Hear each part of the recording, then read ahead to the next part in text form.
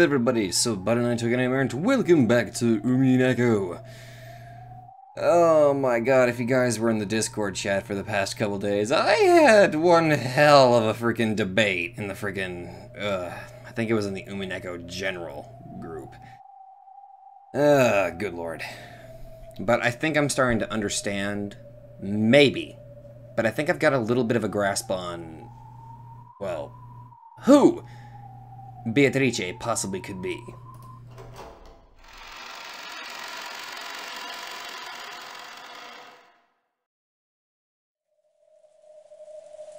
I hated that cliffhanger that I left at, though. To me, it felt like a cliffhanger. The eerie sound of the wind and rain.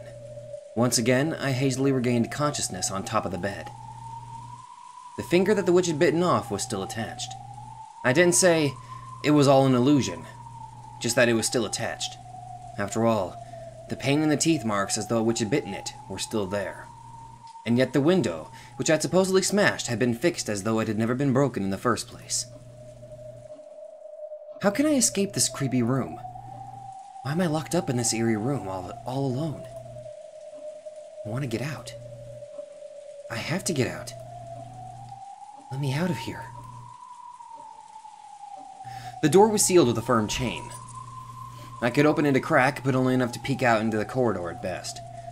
It would probably be hard even to get just a fist through it.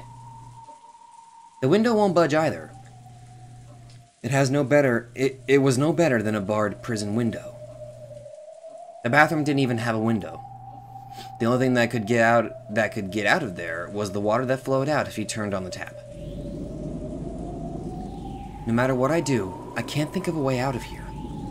Being shut up in a place like this makes me a true prisoner.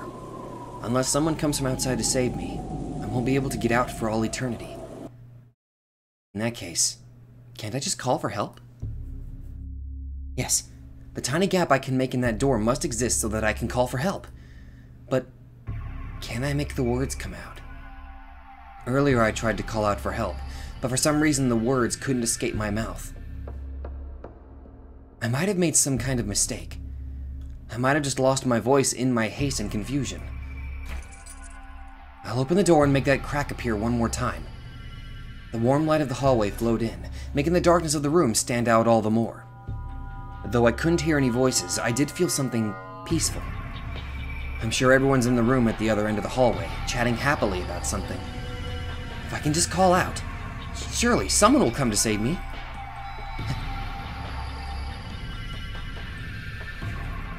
I don't really hear any voice. Holding back some indescribable fear, I tried yelling once more.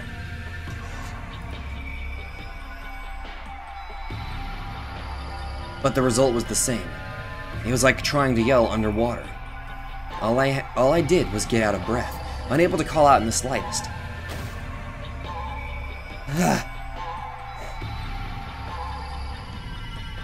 Even though I could say as much as I wanted if I just grumbled to myself inside the room, whenever I tried to make my voice reach outside, I choked and was unable to say anything. I understand. My body isn't the only thing locked up in this eerie closed room. My voice is too. Thinking that I could use some other kind of sound to call for help, I tried opening and closing the door violently, making the chain rattle. It does sound as though it's making a noisy clinking sound, but it's surely no good. Even this sound is being locked inside this closed room.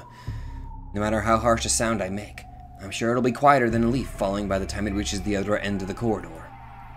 I tried using the hateful chain that sealed the door to make a sound to call for someone, but that only deepened my despair.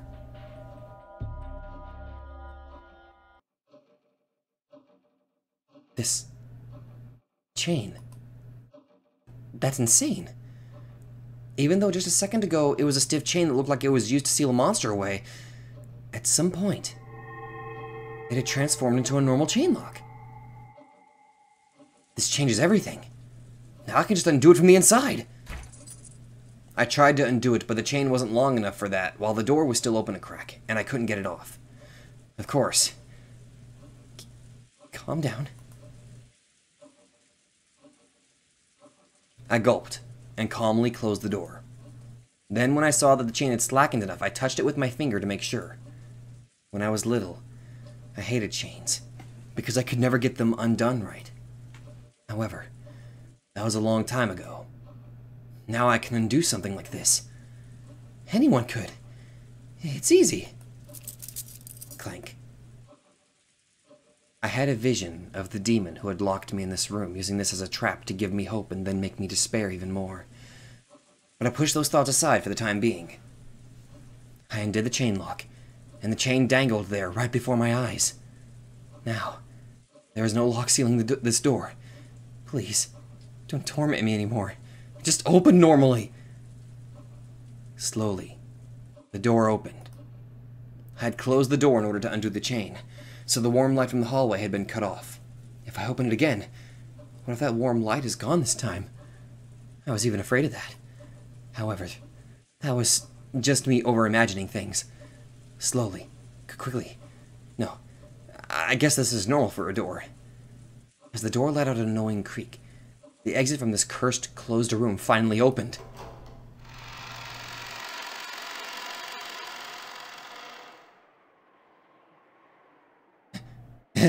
I did it! I did it!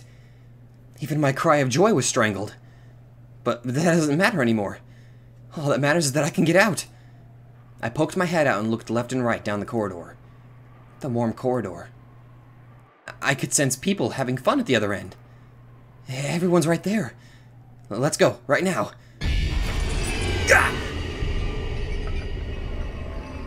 At that moment, something cold and heartless crushed my throat. It was as though an iron loop had been fastened around my neck and pulled on hard from behind. No, not as though. Without my knowing, at some point, a thick metal collar had been fastened around my neck. When did this happen? When I turned around, I despaired even more. Out from the inner side of the door I had just opened, a thick chain had extended and attached itself to my collar. I pulled on it, but it didn't even budge. When I shook it, the whole door creaked. What the hell? The chain that connected to my collar was attached to the inner side of the door. Yes, the same vanishing chain that had secured the door a short while back had suddenly become a chain holding me in place. That's insane! That's insane! Damn it, what's going on here? I pulled with all my strength, trying to tear the whole door off, but I already knew from repeated experiments that it wouldn't even budge. I'm sure this chain will disappear once I go back inside the room, but it will never let me leave the room. Though it appeared to revert to being a normal chain lock, nothing had actually changed. The fact was that the chain lock still bound me to that room.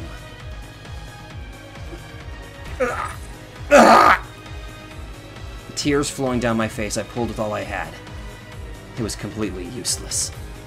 No matter what I did, I'd never tear it loose. And I wasn't even permitted to call out for help. I felt a confused anger at how the demon had mercilessly made me think that I had escaped for just an instant. But no matter how much I yelled, no voice came out, and no one on the other end of the corridor could hear me.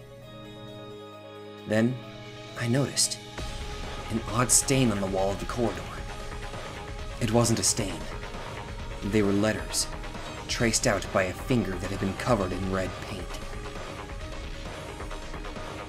Those letters, which looked like they had been drawn in blood, answered my biggest question. The chain lock must be set. You're allowed to unset it, but it must then be reset. Unless it is set, this exit of yours will be unusable. I instantly understood the meaning of that ominous message. Then I tried it out and understood completely. When I returned to the room and reset the chain lock, the binding around my neck disappeared. When I undid the chain lock again, that heavy feeling around my neck returned. In other words, I cannot leave this room while the chain lock is still unset. In that case, why don't I just set the chain while outside the room? I undid the chain one more time. The collar and the chain appeared on my neck again. I stepped down to the corridor and closed the door behind me, leaving only the slightest of cracks. I stuck my hand through that crack, grabbed the dangling chain, and tried to reset it somehow. Damn it! Even though it was so easy to do from the inside, why is it so hard to do from the outside?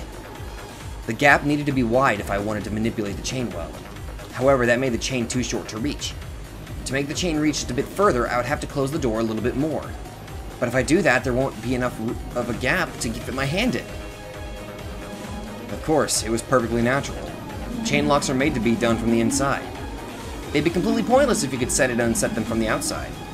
That's why the length of the chain is specially chosen to prevent anyone from setting it or unsetting it from the outside. Then can I use some kind of hard and thin tool? If the gap at the door is just a finger's width across, that's more than enough for the chain to reach. If I could just bend a wire hanger so that it fits through the crack, and work the chain with that... That's right, there's a closet just to the side of the door. Could there be some hangers in there? Found one! Oh, thank God. A single cheap-looking hanger, like one you might find in a laundry room, was hanging there. Really? I'm pretty sure that when I last looked a short while ago, nothing like this was in the closet. Who cares? Quickly. I twisted the wire hanger, bending the end with the tip around. I formed a loop at the end to grab at things with, making for a sort of burglar's tool.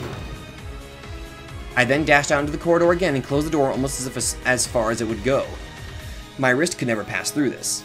However, if I close it this much, the chain should have extra length to spare. And this crack is large enough for me to stick the hanger through. Now it's just a matter of technique. I'll definitely be able to do it if I try enough times. I'm certain of it. It's harder than it looks. But the chain is long enough. It isn't impossible. I had finally gotten my hands on the one way to escape. It was hard, yes, but it was theoretically possible. If it is possible, I'll be able to get out. I'll be able to escape from here.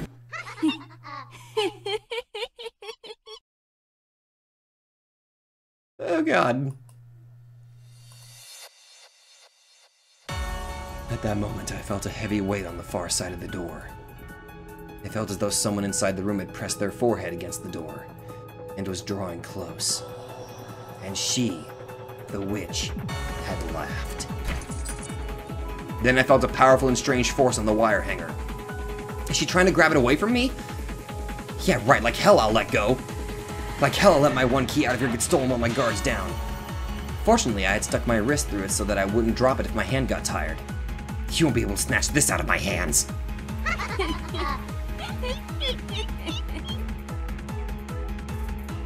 The witch on the other side of the door watched me and laughed. Then I noticed something weird. I looked at my left hand, which I had pressed against the door to hold it in place, and between the fingers of that hand, I could see something weird. They were red letters. I realized immediately. At some point in time, even more bloody letters had been drawn on the door, and my left hand had been covering them up. Still fighting against the vice-like strength of the witch beyond the door, I moved my left hand to the side. Where that hand had been, bloody letters had indeed been drawn. It was as though someone had predicted that I'd struggle this way from the very beginning. A message from the witch to me. It is impossible to set or unset the chain lock from the outside by any means. All tricks done from the corridor had been sealed by the red letters. No way.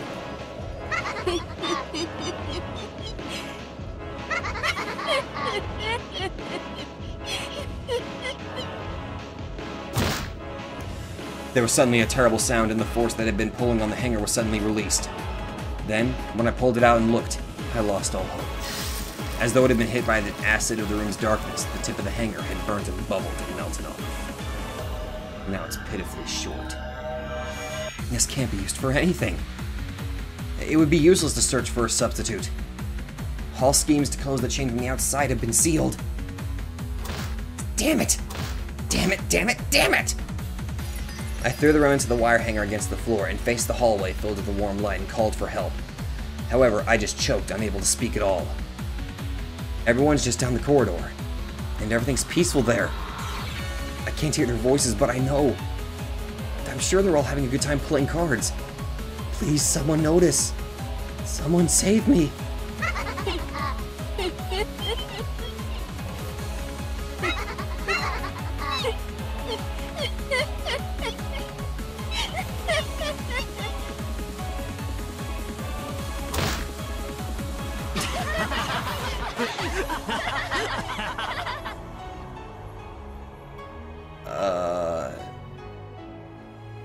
That laugh.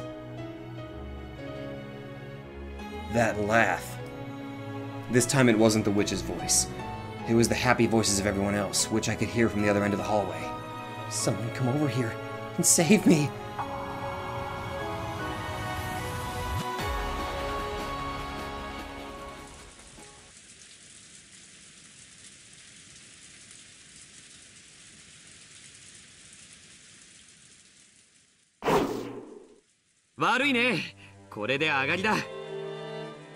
George slammed his last card down, ending the game with his victory once again.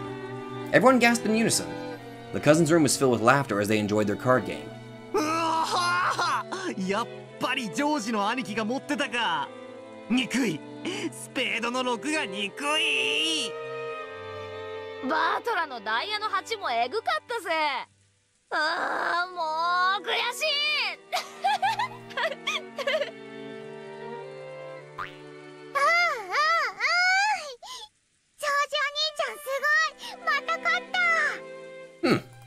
そうだよ。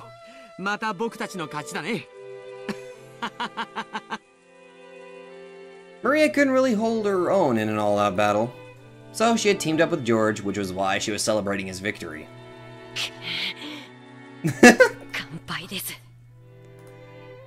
Canon winced and let his cards drop to the table. The game of sevens that Canon and the cousins had been playing had been a fierce battle. Normally, they would take things easy since Maria was there, so this sort of game was rare. Canon started taking the game seriously, unwilling to lose. So George and Battler had responded, and the battle had grown fierce. Unlike Battler, who was carefree enough to enjoy it whether he won or lost, Canon's mood changed drastically with every victory and defeat.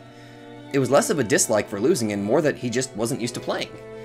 He wasn't used to trading a few wins and losses with his opponents, so he took even losses within the game seriously. Since he had resolved to win and had unfortunately challenged the veteran players George and Battler, the result was plain to see. As Canon slumped his shoulders, Jessica slapped him on the back. 惜しかった惜しかっ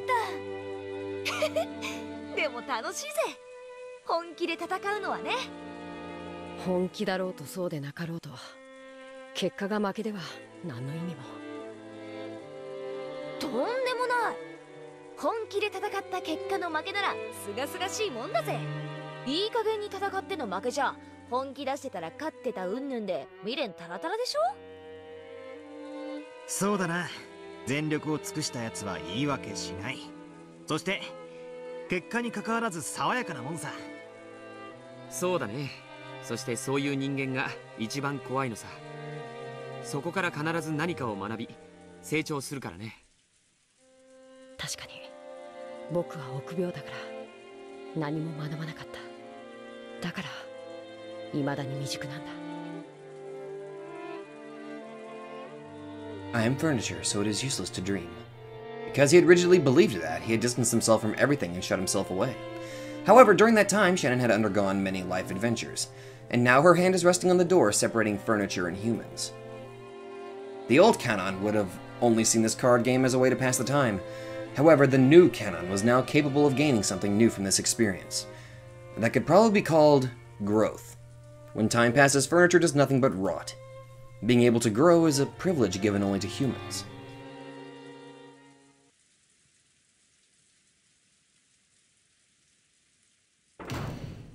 一緒に遊んでくれてありがとう。西とか書いたり忙しかったんだろ。付き合ってくれて本当にサンキューだぜ。いいえ、僕も楽しかったです。いえ、これが楽しいことなんだって理解できました。Took you a few episodes. 僕を無理に誘ってくれてありがとうございます。私たちはさ、もっともっといろいろなことに挑戦していこう。そして君が知らなかったものを探しに行こう。それでさっきの話だけどさ。Oh boy. ギターとか興味ない？いや別に無理にとは言わないけどそのきっと難しいでしょうね。まあね。でもさそこは丁寧に教えるし練習は私も付き合うからまあ言うほど私もうまくないんだけどね。At first, Kenan was scared that he might make a complete fool of himself if he touched a musical instrument for the first time in his life. It was because he knew that screwing up like that would make him feel bad. However, Kenan was starting to learn. 初めてで下手なのは当たり前です。それから逃げてたら永遠に何も学べない。何にも至れない。そうさ。だからこそ人は上達を実感して面白くなるんじゃねえかよ。私だって最初はさ、右手と左手が別々に動くってだけでもう全然ダメだったぜ。でも少しずつコツが分かってくるとさ、だんだん当たり前になってきて。Yeah, I can kind of relate to that. Granted, it wasn't a guitar, it was a saxophone, but oh well. 僕もその境地に至りたいです。そのための道の一つにお嬢様との音楽活動があるならぜひご一緒させてください。Aww. 本当に？はい、きっと最初は不出来でお嬢様を失望させてしまうこともあるでしょう。でも本気でやっての失敗だったらそれは清々しいものに違いないとさっきお嬢様たちに教わりましたから。照れるぜ。お嬢様のことをもっとあなたは太陽のような人なのに僕が目を背けていたからこんなにもずっと近くにいたのにそれに気づけなかった。じゃあもっと好きになってもらえるように頑張っちゃうぜ。いや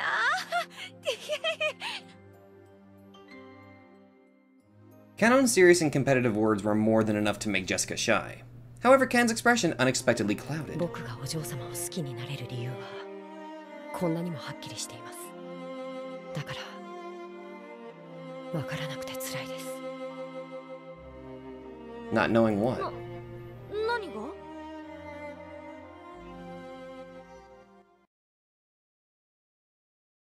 お嬢様が僕を好きになる理由です。Oh. お嬢様と違い僕は何も照らしてない。今だってお嬢様に照らされながらその背中についていってるだけです。そんなみすぼらしい僕をお嬢様が好きになる理由が何一つ思いつかないんです。そんなことはないぜ。カノン君にだっていいところはいっぱいある。恥を忍んでお聞きします。お嬢様は僕の何が気に入られたのですか？ Kanon hung his head. He had never learned anything, so he had never been able to take the lead with her. Yet it made him sad and frustrated that he had always been the one-sided recipient of her affection and could do nothing but respond to it. Jessica was lost for words. After all, compared to the reason that Kanon had started to like Jessica, Jessica's reason was a lot more vague. She had heard Shannon talking about her love with George, and at school she and her friends had always talked about relationships with boys. There had been nothing strange about a girl fascinated by the idea of romance developing an interest in a nearby member of the opposite sex. However, if you put that into words, it would be misinterpreted to mean that any nearby boy would have done just as well. However, at this moment, her heart was filled with nothing besides her own feelings. She really did like Kanon, and she truly wanted to fall in love. As a result, they might end up together, or they might not. However, if she reached that result without holding back, she could accept it no matter which it was. That's why she was able to become serious about her emotions. However, she couldn't find the right words to tell Kanon this. When Kanon saw Jessica bite her lower lip in frustration, he finally realized. バカだな、僕は。僕のどこが気に入ったんですかなんて質問。本当にバカらしいと思ったんです。自分に本気じゃないから自分のことさえ理解できてない証拠なんだ。そんなことをお嬢様に言わせようとするなんて僕は最低だ。そんなことないよ。女の子だって男子に告白されたら最初に聞いてみたい質問だもん。自分のどこを気に入ってくれたのって。それを相手に尋ねる時点で僕は未熟なんです。そんな未熟者に気に入ってもらえるようなものがあるわけがない。いや、そうじゃなくてJessica panicked, trying desperately to explain how she felt. However, Cannon was calm, and then he spoke. だから僕がお嬢様を好きになるように、お嬢様にも僕を好きになってほしい。そのために僕は自分を変えていくことにします。今はまだこんな自分をお嬢様に好きになってもらえるとは到底思いません。でもいつか必ず。ああ、絶対素敵なカノン君になれるよ。私がベタベタに惚れちゃうくらいの素敵な男の子になれる。私はそれまでずっと一緒にいるから。時間なんていくらでもある。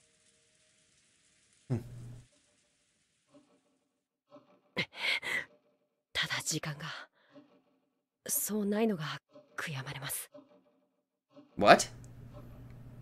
時間って？家具の話をするとお嬢様が悲しまれます。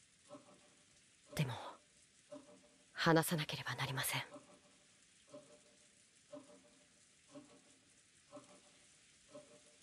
Okay. そしてそれは僕が本気で戦わなければならないことでもあるのです。何の話？家具だから恋ができないとか、そういう話ならもう聞きたくないよ。I'm pretty sure that's not what he's talking about. カノン君は家具なんかじゃない。人間だよ。はい。だから人間になろうと思います。ですがまだ家具なんです。ならなろうよ、人間に。かつて魔女は教えてくれました。 What? この世の一なる元素、それは愛だと。それはこの世に住まう人間は当たり前のように享受できるものです。 What the shit's going し on? かし家具として生み出されたこの世ならざる身には当たり前ではないのです。その当たり前でないものを得るには魔法か奇跡が必要なんです。 In the same way that Nei-san and Georgie-sama would never have ended up as they have without borrowing the power of that golden butterfly brooch. さっきからこれがわからないの。 Neither do I! 何がわからぬというか聞かせよ。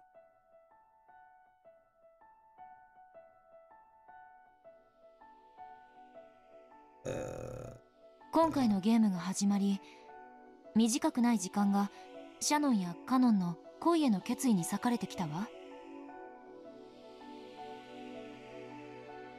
I don't know what the hell's going on right now. それ自体は自らを家具と蔑んできた少年少女の青春の決意と成長の物語と好意的に見てもいい。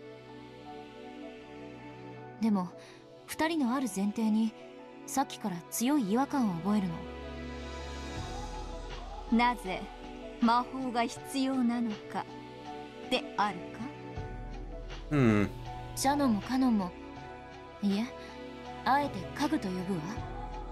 Yeah, they can't shut up about calling themselves 家 that. 具たちは最初から一貫して人間とは恋愛ができないと主張してきた。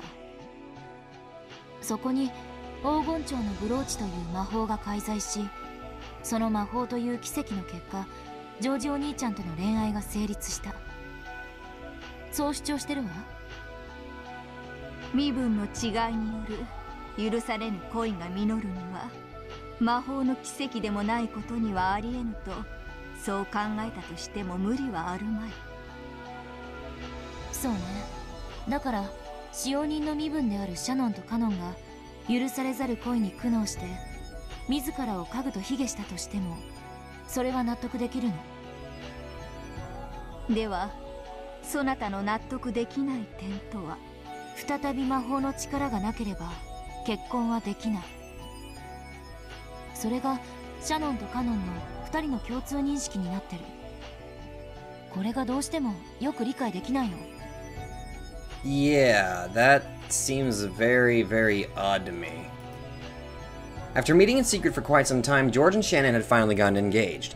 Both are fully prepared for it emotionally, and though there would be some trouble with the relatives, it would probably be impossible for anyone to prevent their marriage by this point. 結ばれようとする2人の間に立つなぞ。飛ぶ矢の前に立ちて、それを掴もうとするにも等しい愚行よ。そういうこと。伴侶を生涯守りきると誓ったジョージお兄ちゃんにとって、両親の反対や感動さえ恐れるものではない。むしろそれらさえも彼女への愛を示すちょうどいい試練だとさえ思っているわ。つまり2人は必ず結婚する。誰も拒めない。そして2人は婚約を快諾した。誰にも拒めない。馬に蹴られてなんとやらであるな。 You can say that again. そう。だから不思議なの。魔法なんて必要ない。She has a point. If George and Shannon had wanted Ava's approval for their engagement, then magic might really have been necessary. After all, Ava had forbidden his relationship with her. No matter how much George spoke on Shannon's behalf, the chances of Ava being convinced were very near zero. If that were the case, it would be understandable if they wanted a magical miracle to make Ava acknowledge that engagement. しかし、ジョージお兄ちゃんはきっぱりと誓ってるわ。両親に婚約を認められなくても構わないと。そう。2人の婚約を阻む理由は何も存在しないの。そしてそれはシャノンだってよく知ってるはず。なのになぜ彼女はこの順風満帆の婚約を受けたこの夜になおも魔法の奇跡を祈るの？ Yeah, that seems very, very odd. 魔法の奇跡を得なければ家具たちの主張であるな。つまりこういうこと。シャノンはジョージの婚約を受けているけど、魔法の奇跡がなければ成就されない障害が残っていると知っていることになる。And what kind of barrier is that? そしてその障害は2人の努力では取り除けないとも。だから魔法という奇跡が必要。どうして魔法がいるの？愛し合う2人に結ばれるための他にどんな奇跡が必要だっていうのHonestly, it doesn't make sense. なるほど。Feathering listened to Angie's interpretation, smiling in a satisfied way. Apparently, she had already reached that conclusion and enjoyed watching Angeli, sorry. I combined Angeli and finally. I hate myself. Angie, finally, managed to do the same. そしてその疑問はカノンにも向けられるわ。ジェシカお姉ちゃんとの恋路は始まったばかりだけど、2人の気持ちはまっすぐ。何の障害もないわ。黄金蝶のブローチの力なんか関係なく、もう恋仲に慣れてる。So why do they need magic? 何年もの交際を経て、やがては結婚に行き着いても何もおかしくない。こっちも障害は何も存在しないのよ。クラウスと夏日に結婚を認めさせようと思わない限り、こちらもまた魔法の奇跡は必要なさそうであるな。そういうこと。シャノンの生き方を見て、カノンもまた生き方を変えた。そして素直な気持ちを伝え、ジェシカお姉ちゃんと2人で恋路を歩み始めた。必要ないのよ、もはや魔法は。片思いの相手になら恋のおまじないも必要かもしれない。Right. でももはや両者は相思相愛、意思も疎通できてる。なのにどうしてその上魔法の奇跡が必要なの？ Both furniture were in relationships of mutual love. There shouldn't have been any need for a miracle any longer. So why do they still desire some miracle? And on top of that, the single brooch was portrayed as bestowing only a single miracle. It felt almost as though Shannon was hesitating because if she used up that miracle for herself, Cannon's chances at love would be automatically sealed away for eternity. つまりこういうことよ。どうして家具は恋をしてはいけないの？魔法という奇跡なくしてはなぜ恋が許されぬことになっているのかが。そして堅くなに恋ができないと嘆いていた家具たちにそれを許すことのできる黄金蝶のブローチって一体何だっていうの？ Yeah.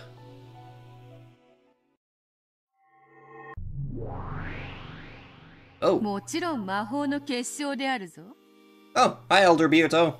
ただし多くの魔法と同様に半魔法の毒素で焼かれもする。つまり魔女や魔法を信じる者にしか効果がないということなんですね。Hi, little Bioto. その通りだ。よってわらわと交流することができたシャノンにはその効果を発揮した。 Yeah. しかしもしシャノンがそのブローチを砂浜に落とし何も知らぬ者が拾ったとしたら It would burn apart, or burn to その ashes. 者が半魔法の毒をまとっていたらブローチの魔法は力を発揮できない。そういうことだ。魔女のアイテムは直接の手渡しでなければ力を失うことが多いということだ。しかし魔女の存在を大勢の人間が認めることで半魔法の毒素がなくなり権限することができるのと同じに大勢の人間がそのアイテムの魔力を信じれば逆に魔力を維持することもある。皮肉な話ですね。私たち魔女がどんな魔法を授けてもそれを受け取れるかどうかは全て人間次第なんですね。 Also, one of you guys pointed out that little Beato's voice is the same voice that was used on the Beatrice, or Beatrice, that was shown in the flashback with Kinzo, the one that I think Kinzo raised in a cage, and the one that also fell off a cliff and died, I guess. Interesting. I'm gonna keep a mental note on that. 薬もそうだと聞いているぞ。同じ薬を飲んでもその効果を知らされている人間にはより大きい効果が出るという。あ、ちょっとわかります。風邪薬とか飲んだ時薬効の解説書とか読んでると薬の効きがいいような気がしますよね。 Yeah, I can kind of agree with that. As she listened, Beato thought that magic sounded a bit like a charm. When most humans think of magic, they think of incredible miracles being performed one after another in front of a crowd. However, this true magic that the older sister spoke of sounded almost like a charm, something that had no effect if the person using it didn't believe. Shannon's heart was captured by George bit by bit as he grew by leaps and bounds. However, she had given up, thinking that one of a different class such as herself would never find love with him. That was when Beatrice had given her the golden butterfly brooch and encouraged her. Giving up means that you have zero chance of success. However, with the power of magic, if you think that there just might be some chance of your wish coming true, the odds of it happening are greater than zero, at the very least. Zero remains zero forever. But if even a faint probability exists, it would be no exaggeration to say that a miracle had occurred since the time that probability had been zero. Humans can use magic to take resignation, by which they themselves make the probability of success zero and cancel it out. When a human does not give up, though their chances of success may be small, those chances do exist. And the more determined they become, the greater those odds rise. It was easy to imagine that Shannon had made earnest wishes upon the brooch, believed in its effects, and tried little things over and over again to get George to like her. 信じる力が魔法になる。そしてそれを信じさせる者が魔女だ。 Those who make others believe are witches. That's an interesting way to put it. If you think about it, it's true. Let's say a witch steps out into a spotlight, waves her staff in front of a crowd of onlookers, and makes a rabbit appear out of thin air. The many people who see it will surely think that it was a sleight of hand. They might wonder at how it was accomplished, but they would be sure that it wasn't magic. And they would applaud the splendid trick that it appeared to be magic. But what if? What if they performed a sacred ceremony inside a great ancient temple in front of a crowd of believers, and ended up with the same exact result? Would any of the people there think that was a sleight of hand? In fact, in the ancient past, when magic tricks as this form of entertainment didn't even exist and divine spirits were worshipped, that would doubtlessly have been a miracle of magic. ならこれは魔法になるでしょうか。ほう、魔法の使いの魔女のそなたが初めて振るう魔法とはどんなものか。ここに空の紅茶のカップがあります。中身は空です。Doing the teacup again. 空っぽであるぞ。それからこれをこうしてテーブルの上に伏せておきます。それからそれからはい一緒に目を閉じて魔法の呪文を唱えます。 It was the same magic that had been used to give Maria candies. Beato the Elder grinned and closed her eyes. When she saw this, Beato slowly chanted the incantation. さあさあ思い出してごらんなさい。カップの中に何が入っていたのか。さあさあ思い出してごらんなさい。カップの中に何が入っていたのか。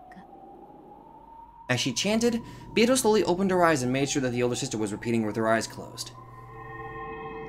Then a single gold butterfly appeared out of nowhere, fluttered down into the overturned cup, and scattered away in a golden splash. もうよいか、目を開けても。はい、目を開けてカップの中身を改めてください。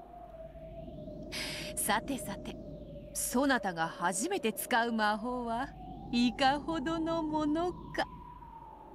Taking her time and dragging out the suspense a little, the older sister lifted up the cup. おや、いかがでしょうか。 When the cup was lifted up, there lay a single golden rose petal. これは魔法になるでしょうか。なるとも。そなたが魔法にて伏せたカップの中に黄金の花びらを生み出した。 Holy shit, another golden truth! He used magic to create a golden flower petal inside an overturned cup. 見事な魔法であったぞ。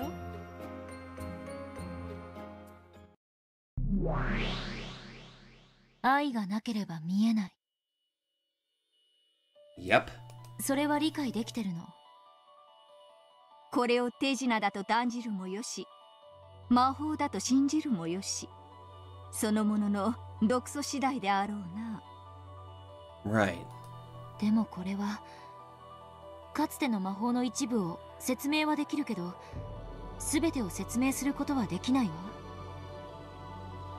話を戻すけれど、この程度の魔法やおまじないを信じるという程度の話では、頑くなに恋ができないと嘆いていた家具たちにそれを許すことのできる黄金蝶のブローチとは一体何かという問いに答えられない。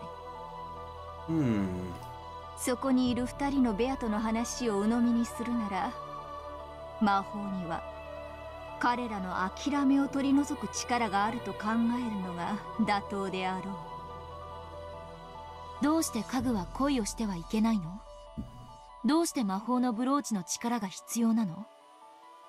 確かにあんたやベアトたちの話は一見、それにおぼろげとはいえ答えを与えているような気がする。でも朗読者だから言わせて。 Okay. それでは納得がいかないの。 Yeah, I don't think I have enough information. 納得とは。家具たちはもっともっと悲壮な宿命に抗おうとしているわ。恋愛成就のお守りを託されたくらいで自己改革ができる程度のものだったとは思えないの？現にシャノンはかつてジョージお兄ちゃんとの出会いのきっかけを作ったのはブローチのおかげだけど、それ以降は魔法の力を借りずに関係を深めたいと言ってベアトにブローチを返そうとさえしたわ。彼女はその時点で一度は魔法の奇跡と決別したはずなのに、なぜ再びその力を必要としているの？さて、恋と結婚は別物としか言いようがないであろうな。Yeah, I would they may be going hand in hand, but I think love and marriage are two entirely different subjects. Featherin laughed lightly. She had probably formed a theory of her own and was laughing at Angie, who hadn't reached it yet. 聞かせてよ、あんたの見解。もう少し寝かせたい。それに疑問を持ち思考を巡らすそなたを見ることもまた朗読の楽しみだ。私の見解を話せばそなたはそれに納得し思考を止める。それでは朗読が面白くない。すでに答えを知ってる推理小説を読ませて右往左往するところを見て楽しんでるってわけね。それが感激の魔女というものだ。Yeah, she kind of is. 悪趣味と笑いたくば笑うがよい。我が巫女よ。わははは。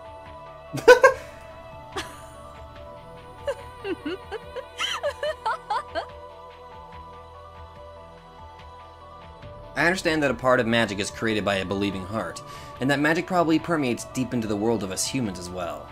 However, though it does permeate so far, the power that dwells within magic is small. Visiting a shrine to pray for success on a test is something that many people do. However, not many people will actually credit that visit as the reason for their success. Praying like this contains no power except as a calming influence. In love, where even a small chance and a little bit of courage can cause a major change, this power might cause a massive upheaval. However, would this insurmountable fate that the furniture claimed to be in the middle of really change because of something like that? I think that in the past, the magical power of the brooch as it joined Shannon and George was little more than a good luck charm. However, at this point, the magical power that the furniture is seeking from the brooch, it's not something as vague as a charm. It feels much stronger, like a whole different interpretation of magic. If you believe in a sleight of hand, it becomes magic. But that's no more than a child's trick, and that only explains one part of magic. They are hoping for something. They're hoping for something with much, much more power. For true magic, not a sleight of hand. 家具たちは黄金蝶のブローチにどんな魔法を期待しているというの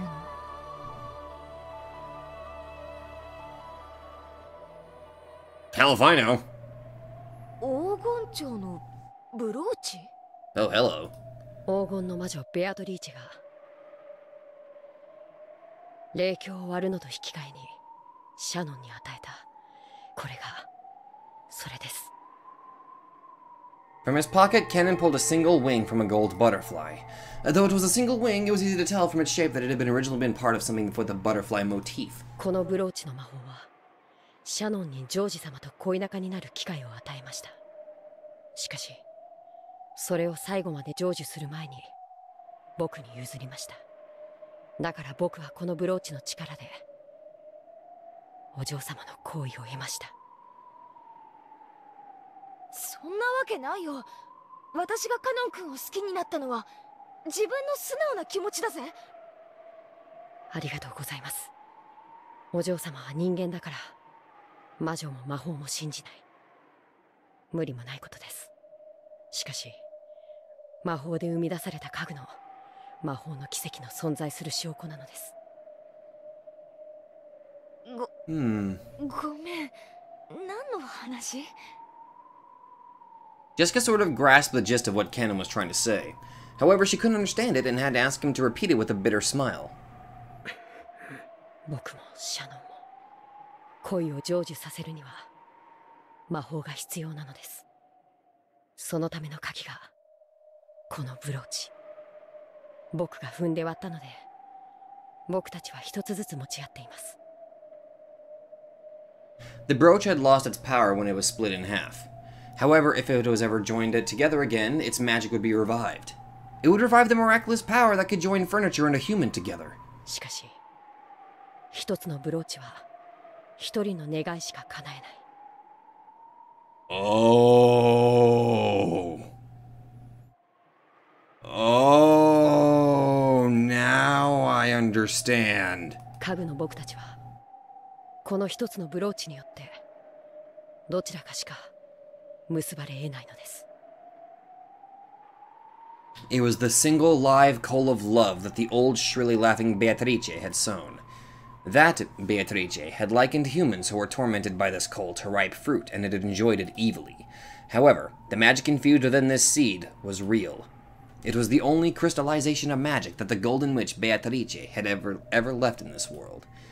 Its glint increased. 何？大丈夫です。でも直接は見ないで。目をやられます。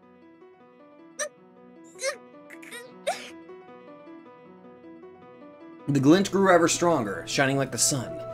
Jessica didn't need Cannon to tell her to put her hands over her eyes.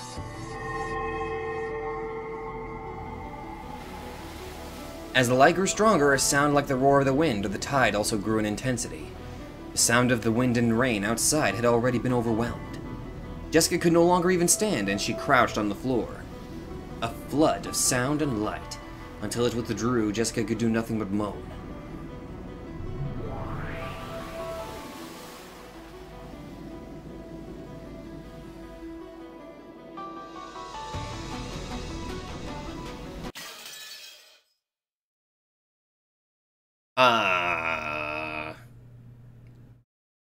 Fuck you, we're not ending there. Also, I actually plan to record a little bit longer anyway.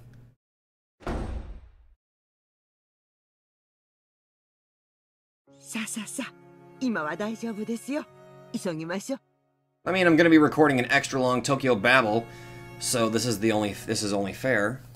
お父様が甘いものをお好きだといいのですが。Oh, hello. お好きですもの。甘いものに限らず、何でもよくお召し上がりになりますよ。After waiting for the master of the study to be out, Byato and Kumasawa entered the study. Then they quickly cleaned up the books on the desk, set it on the basket they had brought there, and opened it up. Inside were several cute cookies cut out in the butterfly shape. They set out a cute plate and neatly decorated it with the cookies. It was the kind of slight adornment that the person eating wasn't likely to even notice. The whole setup was filled with that sort of feeling. 愛しのお父様とやらのために精が出るな。今の私に許されていることはこんなことくらいですので。わらわがバトラにクッキーをか。なぜに夜の支配者であるわらわが稀な客人であるバトラにそこまで尽くすのかわからない。That startled me. Then the study door swung violently open. It was Balor with Genji by his side. Balor's eyes went wide for a second when he saw Byato there, but his expression quickly went blank again. ここで何をしている？お父様、失礼しました。決して大切なゲームの邪魔に来たわけでは。どうしてここに入れたの？ここには鍵がかかっていたはず。申し訳ございません。親方様に内密で差し入れをお届けしたいとのことで、私が鍵を。ほら、見てあげてくださいませ。親方様に喜んでもらおうと、ベアトリーチェ様が一生懸命クッキーを焼いたんですよ。熊沢さんと源氏さんに習いました。源氏さんがクッキーを焼くのがお上手だったなんて、とても驚きました。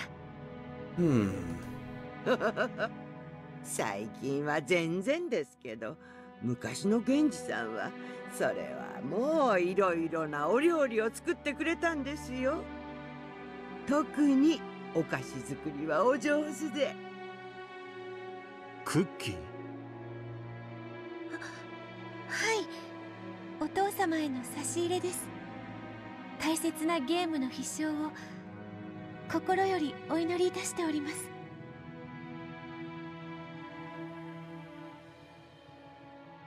Balor looked at the plate on the study desk that was piled up with beautiful cookies, and the message card of encouragement lying next to it. And his face twisted with a complex expression, which might have had traces of both sadness and anger contained within it. 親方様 Genji urged him to consider saying some words of gratitude to Beato. Balor understood. He had no reason to respond to this kindness with displeasure. Even though he understood it logically, he couldn't help but give a small, exasperated sigh. ありがとう。感謝する。だが甘いものは苦手だ。下げてくれ。親方様。同じことをもう一度言わせるな。片付けて下がってくれ。親方様、せめて一口お口に運ばれるわけには参りませんか？ベアトリーチェ様が親方様のためを思いこしらえたものでございます。気持ちはありがたく受け取っておく。今は大切なゲームの最中だ。俺にとってもベアトにとっても大切な最後のゲームなんだ。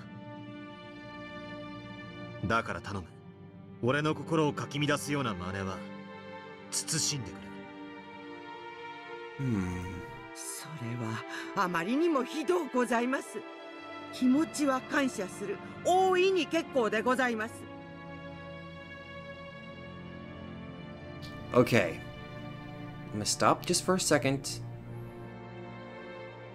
And I'm going to think about this in a different way.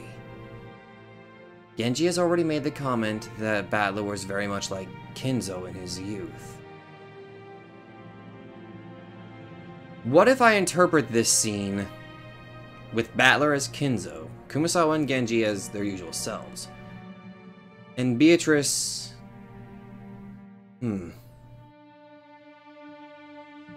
as the daughter that was raised by Kinzo. I want to try to interpret it that way.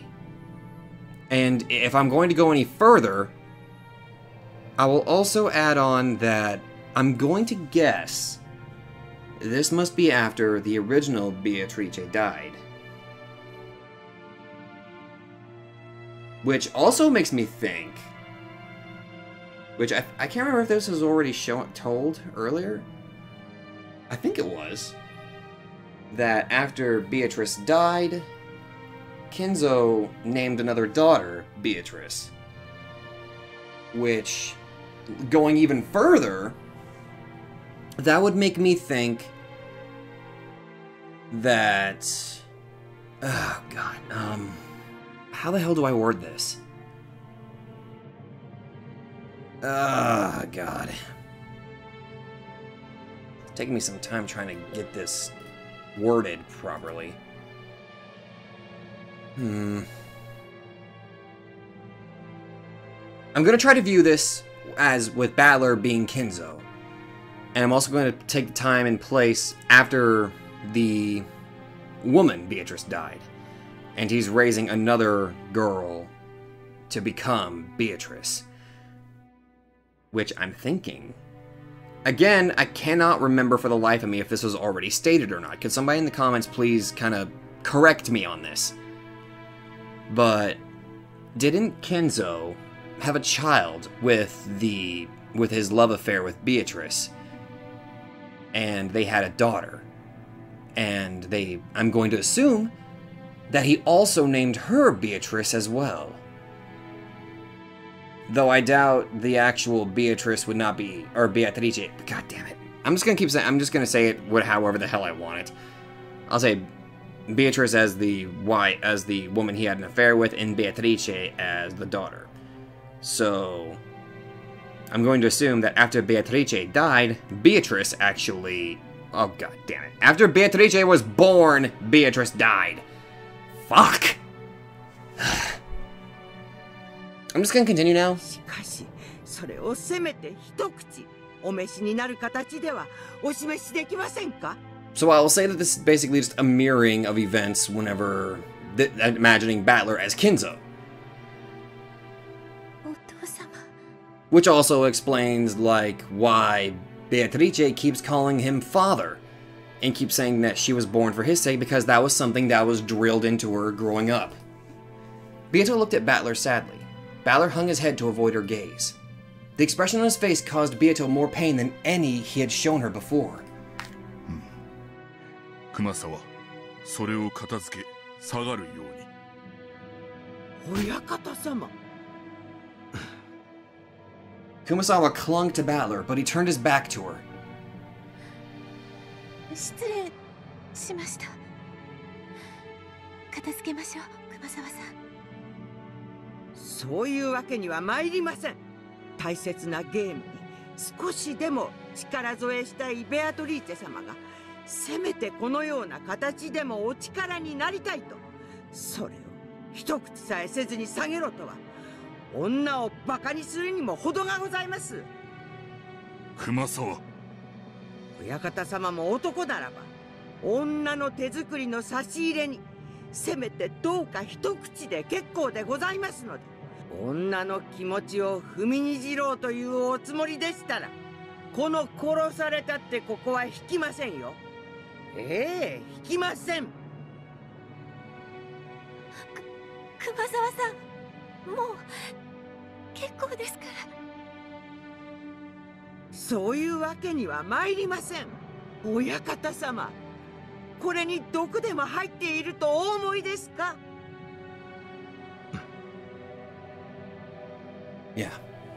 If Beato ever came to give me cookies, of course I think that she'd put some kind of crazy poison in them. She asked me if I thought there'd be poison in these. Do you really think that cookies piled up in such a neat and cute way could possibly have something bizarre hidden inside? And who could possibly imagine that Beato would ever make something like that? She said. Because of that, Battler couldn't bear to look at Beato's innocent reaction, which was completely free from any malicious thoughts of slipping poison into the cookies. Beato quietly started to clean up. Every now and then she sniffled. Kumasawa continued to glare at Battler, but she then gave a small sigh and helped Beato clean up.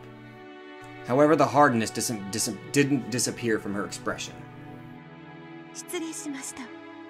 お父様、それでは失礼いたします。呼ぶな。俺をお父さんベアと俺をそんな呼び方をしたことは一度。はい。失礼いたしました。Hanging her head so low that her chin touched her chest, Beato hurried out of the study. After giving Battler a look, Kumasawa chased after her. Kumasawa threw the door open a bit violently, and then the footsteps of the pair rapidly disappeared off into the distance. Yeah, I'm convinced that this was what happened during Kinzo, when he was alive. 実の妹が言うのもなんだけど、複雑な気持ちだわ。That's my interpretation of it.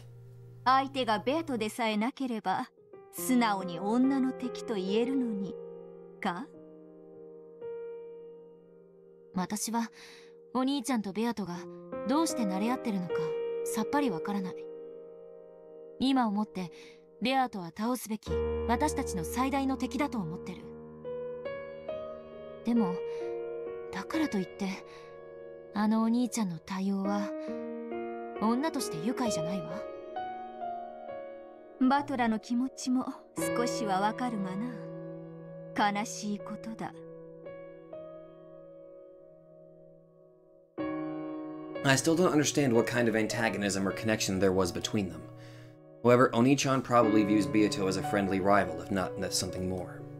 Oni-chan's reason for defeating Beato isn't to destroy an enemy out of hatred.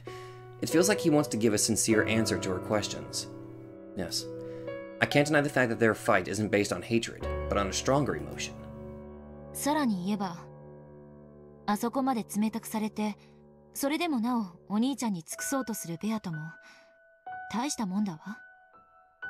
もう一人の姉のベアトと私も同意見よ。どうしてお兄ちゃんにあそこまで尽くすのか理解できないわ。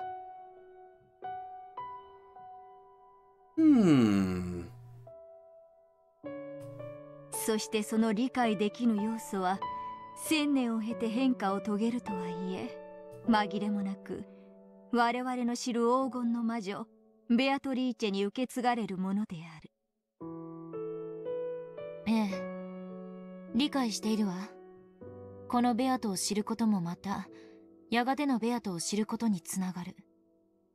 そしてそれはこのおかしなゲームで最大の大駒と、あるいはこのゲーム版そのものを説明するかもしれない。謎多き魔女であるな。Though she said those words, Feathering wore a confident smile on her face. Her sarcastic confidence, as though she already knew the answer, was unchanged. ベアトリーチェ、話を聞きたいわ。はい。何でしょうか、エンジェさん。When Angie asked her question, Beato, who had been reading a fragment book in the shadows of the study, jumped. あなたはなんで後宮バトラを？私という駒を生み出してくださったからです。ではどうして後宮バトラにそこまで尽くすの？駒は生み出した造物種に絶対服従しなくてはならないルールでもあるの？そんなルールはない。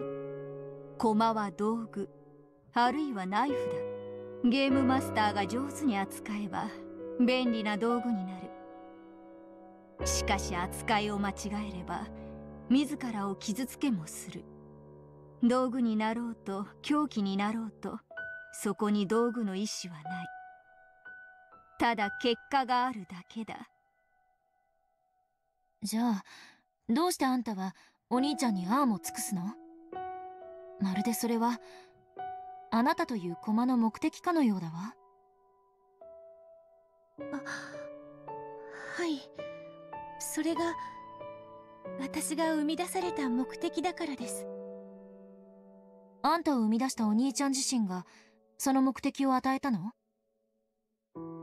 それは違う。バトラはゲームマスターとしてそういう役目を持った駒を盤上に置いたに過ぎない。そして彼女という駒を生み出したのはこのゲームを生み出した最初のゲームマスターであるベアトリーチェ自身だ。Aha! This is mirroring or it's practically telling me. Oh, so it's not so much that. Interesting. So I can also interpret that Elder Beato is not really a sister, but actually the mother. Because of the way she's teaching little Beatrice how to be Beatrice. Interesting. ややこしい話だわ。Somewhat, but I'm starting to get a grasp on it, or I'm just making a fool of myself and everybody in the comment section is laughing their asses off. つまりあんたはお兄ちゃんのことをお父様呼んでるけど、別に父親ってわけじゃないのね。あんたはお兄ちゃんに尽くさなければならないという目的のために親しみを込めてお父様と呼んでるだけだわ。はい、そうだと思います。私という駒を盤上に置いてくださったのがお父様です。お父様が盤上に置かなければ私という駒の出番はありません。ですから私がここにこうして存在し、そして私の目的のために尽くせるのは全てお父様のおかげなのです。なるほど。そしてそれはお父様と呼ぶのにふさわしいってわけね。じゃあ誰があんたにお兄ちゃんに尽くすように命じたの？ああ、それは初代ゲームマスターのベアト自身よね。ああ、ややこしい。いや。なぜにそなたは後宮バトラに尽くさねばならぬのか。しかしそれを彼女に答えることはできぬ。彼女に与えられたのは目的だけだ。その目的を与えた動機は与えた本人にしかわからぬのだから。なるほど。それも考えてみるがいい人の子よってわけね。で、ついでにあんたにはもうその察しがついていて、ニヤニヤしながら私が悩んでいるのを見ているってわけだわ。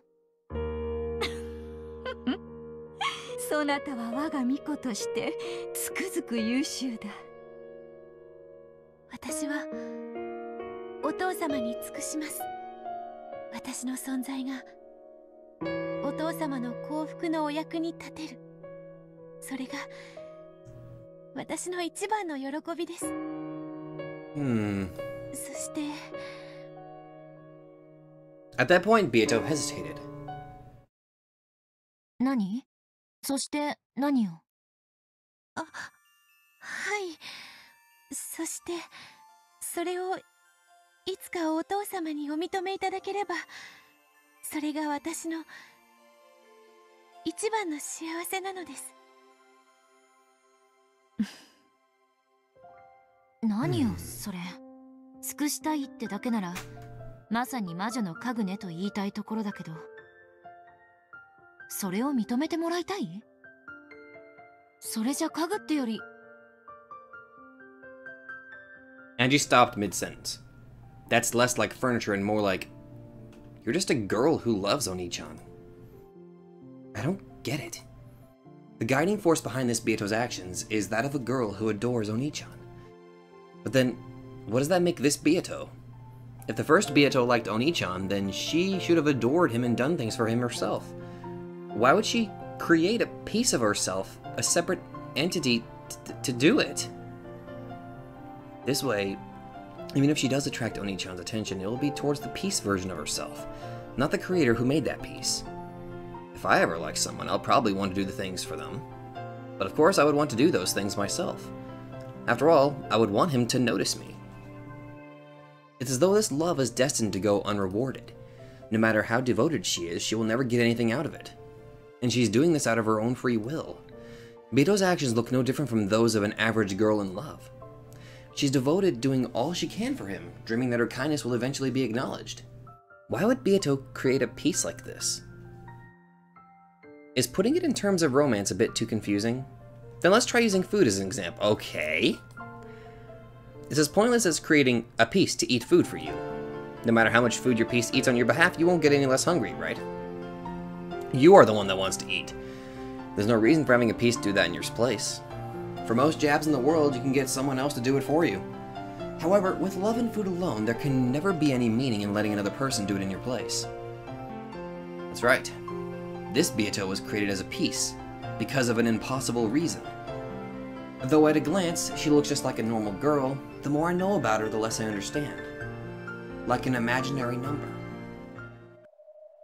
お父様はそう呼ばれるのを嫌われていました。そしてお父様の望まれる私もそうは呼んでいませんでした。そうね。かつてのあんたは誰が相手でも呼び捨てにしてたわ。だからといってお父様を呼び捨てにはできません。せめてバトラさんと呼ぶように努力はしたいと思います。あんなに冷たくされてよくめげないものね。いえ、バトラさんは今大切なゲームに臨まれています。相手は大ベルンカステル教の駒、強敵エリカ教です。いよいよゲームが佳境に差し掛かろうというデリケートなところに私がしゃしゃり出て、バトラさんが望まないお父様という言葉をかけてしまったのですから。Apparently, Beato still wanted to devote herself to Balor, even after being treated in such a cold manner. Though to an outsider it looks just as though she's being snubbed, it doesn't faze her at all. It truly is the blindness of a girl in love. それとも私に愛がないから見えな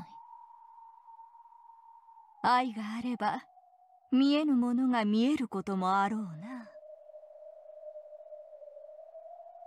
Beato once again immersed herself in the fragment book that the former Beato had written. She was trying to find something about the Beato that Balor desired. And she shrugged as though saying, well, I don't get it. Featherine laughed when she saw this, as though hinting that an innocent young woman could never understand. Angie grumbled something back unhappily.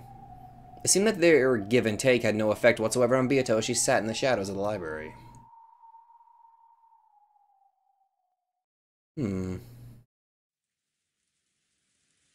Hello there, Battler Kinzo.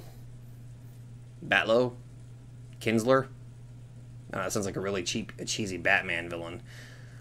After chasing all the others out, only Battler remained in the study. There was no color in this dimly lit room. However, for just the short time that the plate of cookies had been placed there, the room had seemed at least a little cheery. Battler's gaze drifted over to the table, which no longer had anything on it. When he did, the cookie plate that had been there until a second ago was revived. However, it was an illusion. Though the cookies could be looked at, they could not be touched, much less eaten. If Battler wished, he could make it possible to touch them or eat them, but it would be an empty sensation. It would only give the touch and taste that Battler desired. He no longer had any way of knowing what kind of cookies they had been.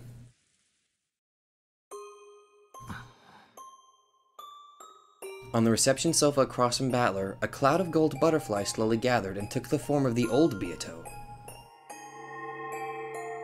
ほーら食べろよ。わらわが珍しく手作りしたのだぞ。安心せよ。自信作であるぞ。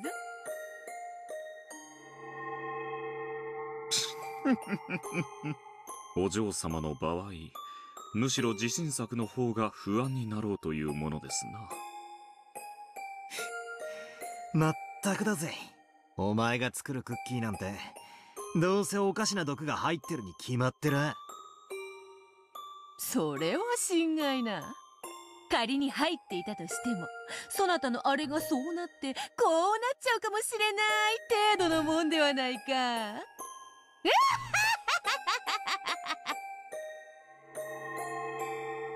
そういうことばかり普段からしているからバトラ君に食べてもらえないのです。手料理に何か入れるなんて基本でしょ。Hey, Gop. 爪に髪の毛、魔法のおまじないに愛のかけら。あんたたちだったら何を入れるの？ Macadamia nuts. Oh! 何も入れません。美味しく自分でいただいちゃいます。 Of course you would. だと思ったわ。あんたは出落ちなのよ、まったく。でも女は3つの袋をつかめって言うし、胃袋は最初の第一歩よね。次がお財布の袋で、3つ目は何かし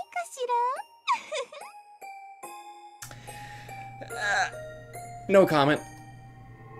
男を振り向かせるなら、身も心も魂さえも全てを私のために捧げさせたい。だからこそ私は手料理に全ての力と愛情を注ぎ込めるの。Hey, Belphegor. いずれにせよ手料理を食べさせるのは古今不変の成功法と言えるだろうな。バカバカしい。Hey, Lucifer. そんな小細工をしないと男心一つつかめないなんて情けないったらありゃしないわ。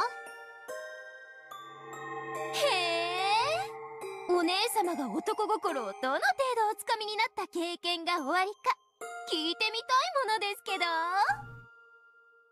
バートラー、何もおかしなもんは入ってないから食ってくれよ。わらわがそなたのためにクッキーを手作りするなんて二度とねえからさ。There probably won't be another chance. I slowly stretched out my hand out to the illusion of the cookie plate and touched it.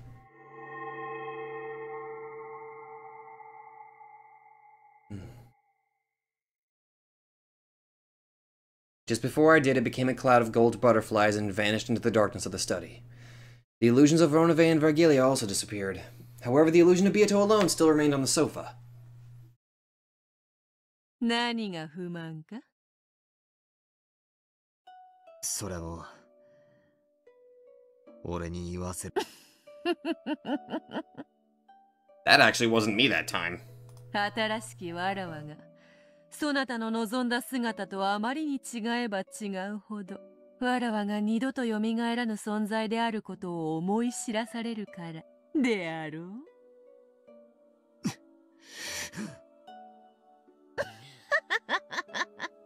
いい女は逃したら二度と捕まらぬわ。今頃になってわらわがいい女だったと気づいたであろうが。うるせえ。お前なんか二度と現れなくてせいせいすら。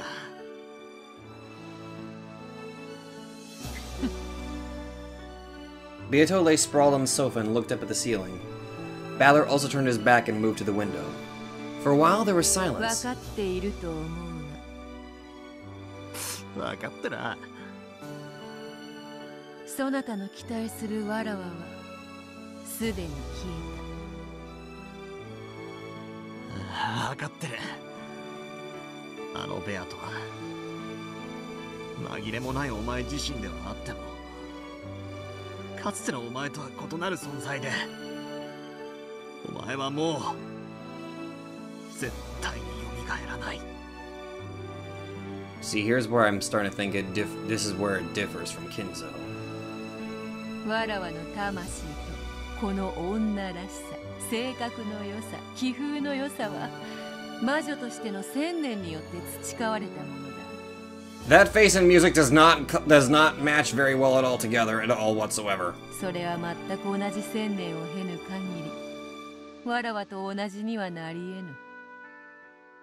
すなわち、そなたがわらわを生み出そうと目論む時点で、すでに生い立ちが異なるのだ。ああ、お前が絶対に蘇らないなんて、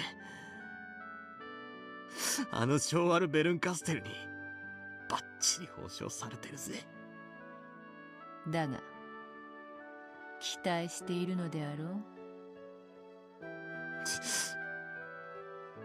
新しきわらわがある非豆腐の角にでもコツンと頭をぶつけ、過去の記憶を取り戻して見事復活みたいなのを期待しているのであろう。そんな妄想プロット、今時ラノベだって通用せぬわ。 I've already made my peace that Beatrice won't return. I've already made my peace with that. うるせえ。お前だってかつて俺が思い出して気づくのをずっと待ってやがったじゃねえかよ。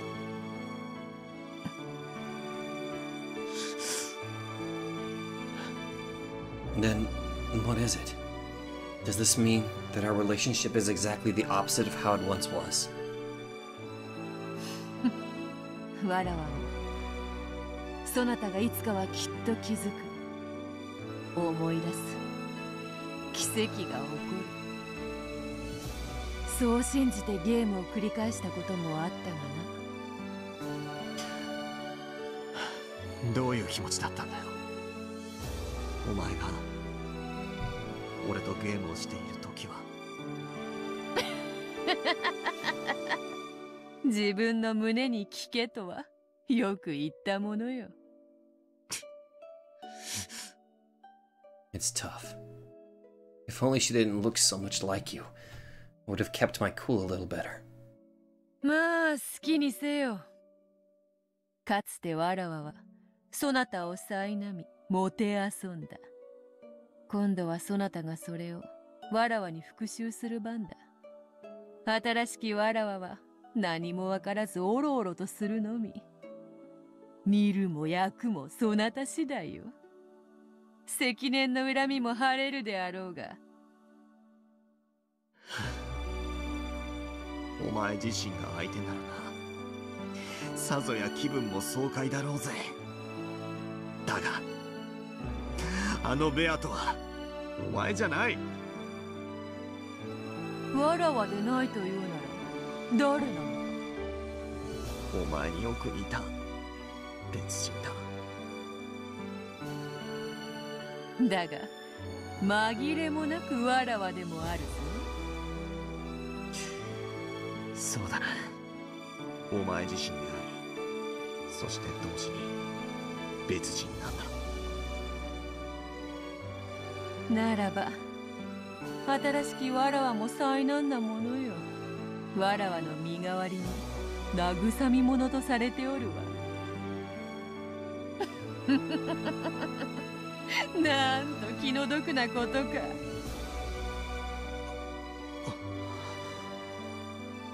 That might be the contradiction inside me. Because the new Beato seems like a different person, I can't accept her.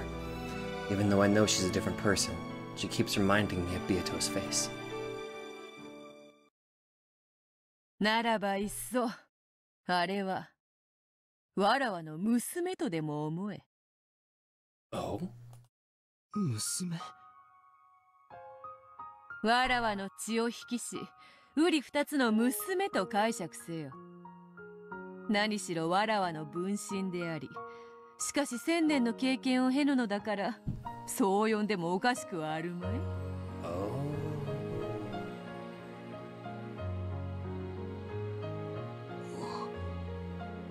確かに。Never mind. I think this is still mirroring Kenzo. わらわは死して娘を残し、そなたに託したと。そう思うのだ。さすればそなたもあやつをどう受け止めればいいか少しは考えやすいのではないか。らしくもなくうまい例えをしやがって。茶化すでない。あやつはわらわが死んで残し、そなたに託した忘れがたみだ。わらわの面影を押し付けるも自由。恨みつらみをわらわの代わりにぶつけて慰み者としてもよい。わらわの罪を背負わせ好きに苛めばそなたの鬱憤も晴れようぞ。それが趣味でないというなら、わらわのように人の道を踏み外さぬよう正しく導くのもまた一興だ。あやつはそなたに尽くすように生まれながらできておる。そなたが望めばどのような姿にだって変えられる。1000年の奇跡を経たならば、わらはそのものにさえなれるかもしれない。かつてお前にされたようにひんむいて鎖で引っ張り回すことさえ自由だな。I shouldn't be laughing, but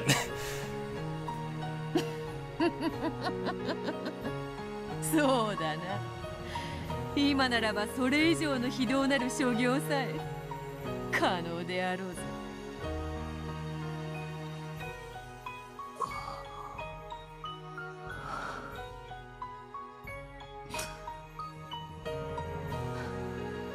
お前の分身であり、そして娘か。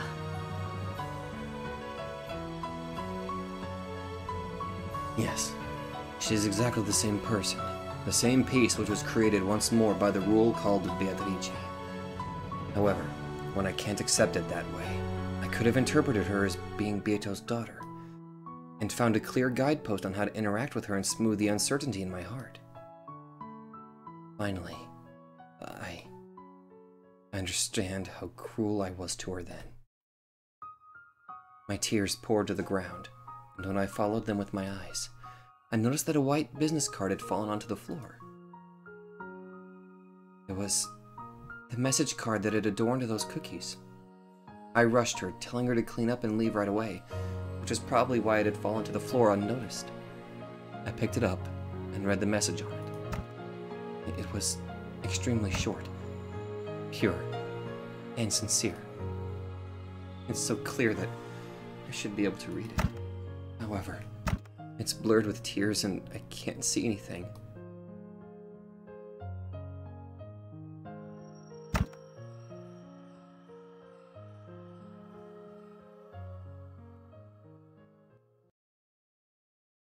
God damn it, now you got me tearing up.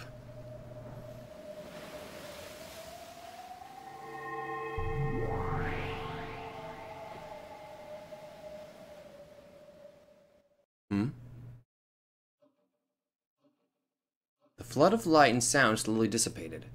The silence that followed was not interpreted even by the sound of wind and rain outside that had once been present. Where is this? Oh! Both Jessica and George timidly opened their eyes.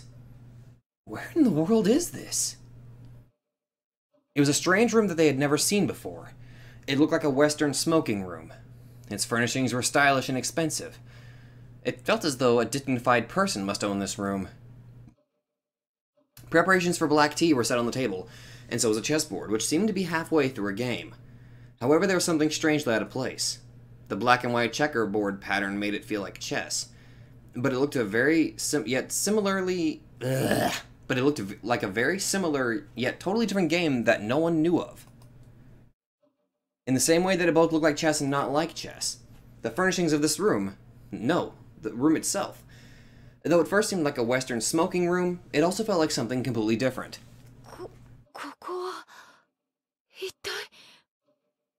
No fucking clue!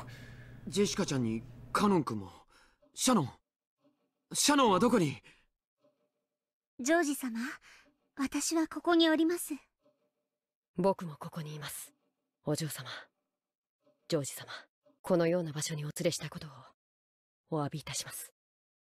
一体何がどうなってるんだい？シャノンが取り出した蝶の羽のようなものが眩しく光り出したと思ったら。私もだぜ。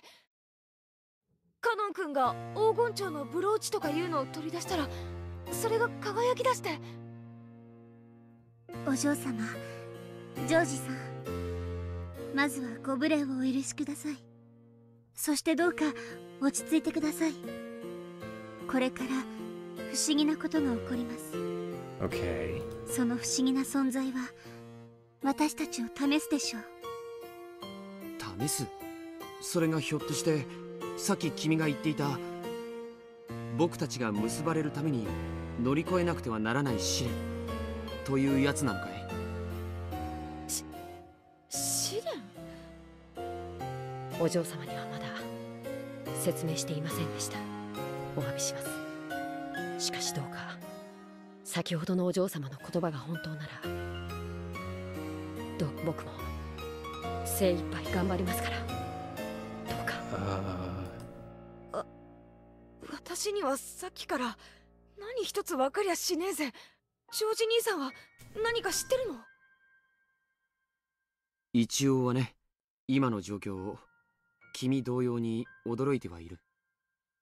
しかしこれが避けられぬ試練で僕たちに不可欠だというならば、僕は何が訪れようとも受けて立つつもりだよ。試練？カノン君、ブローチを。Okay. The fuck's going on here? The two of them brought the halves of the broken golden butterfly brooch closer to each other. As they grew closer, the strength of their bright yellow radiance increased. ジェシカちゃんもどうか心の準備をしてほしい。僕にはすでにその準備がある。どういうことだよ。私にはさっぱりだぜ。一体何が起こってるんだ？試練だよ。愛し合う二人のための試練。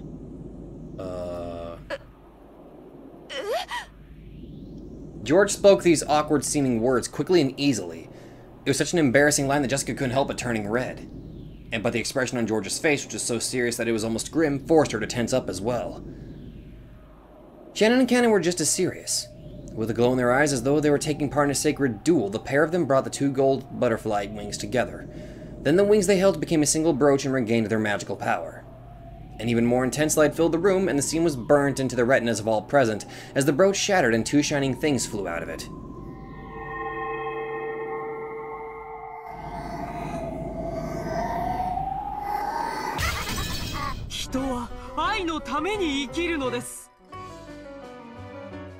Wait a minute.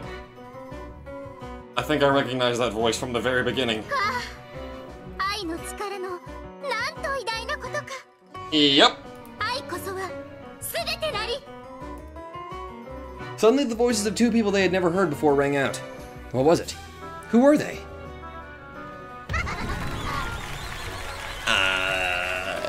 George and Jessica nervously opened their eyes. When they did, they saw that two demons had appeared there. Almost as though the brooch, which had once been split in two, had become them.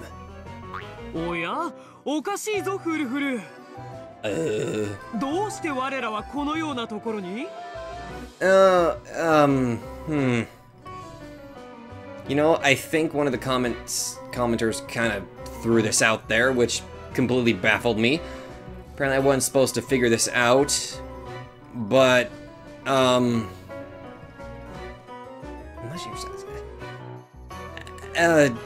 you told me that this blue-haired individual is a transvestite. 本当に不思議ですわ、ゼパル。 Zepper and Furfur. 人間と家具しかいない。魔女はどこ？私たちを呼び出すにふさわしい魔女の姿はどこに？ああ、僕たちは契約の魔女の名前をよく覚えているはずさ。呼んでみようじゃないか、フルフル。ええ、そうね、ゼパル。私たちは契約の魔女、黄金の魔女の名前を知っている。じゃあ呼んでみよう。 Okay. Considering their exaggerated manner, like a theater play, and their slightly humorous style of talking, it would probably be hard at this moment to comprehend the great power these demons possessed.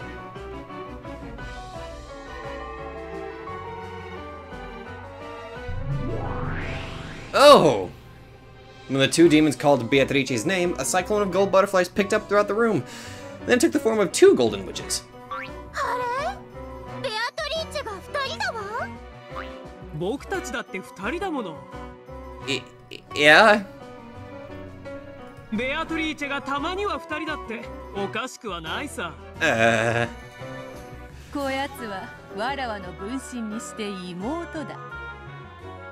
2人は同じにして1人と同じ。はじめまして。お久しぶりです、ベアトリーチェ様。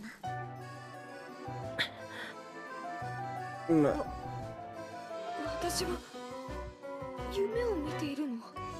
I'm wondering if I accidentally somebody slipped some drugs into my drink. Holy shit. 同感だね。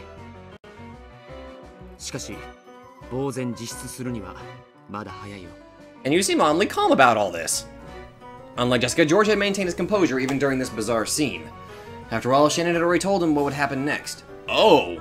契約の悪魔たちよ、久しぶりであるな。ゼパル、それにフルフル。ああ、お久しぶり。君は相変わらず元気そうだね。それにしても可愛らしい潤んだそのみずみずしい瞳は水蜜糖の味がするんじゃないかしら。 Don't eat her eyeballs, please. どうでしょうか。 No! Zepper and Furfur lashed onto Beato from either side, wearing strange smiles. Each movement they made was exaggerated yet polished, as though they were acting out a play. それくらいにしておけ、契約の悪魔たちよ。その悪ふざけも今宵限りで見納めとはな。寂しいものだ。見納めとは？ What? 僕たちのよりしろのブローチはもう壊されてしまったからね。Yeah. つまりこれでもお役御免というわけ。はあ、今まで本当に楽しかったわ、ベアトリーチェ。でも契約時の取り決めでね、最後の別れにもう一度だけ力を貸さねばならないと決まっていたのさ。だからこれが正真正銘最後の奇跡。 Considering I saw you guys at the beginning, I doubt that. 愛の奇跡は一度で十分だって、永久の愛に二度目は不要なのだから。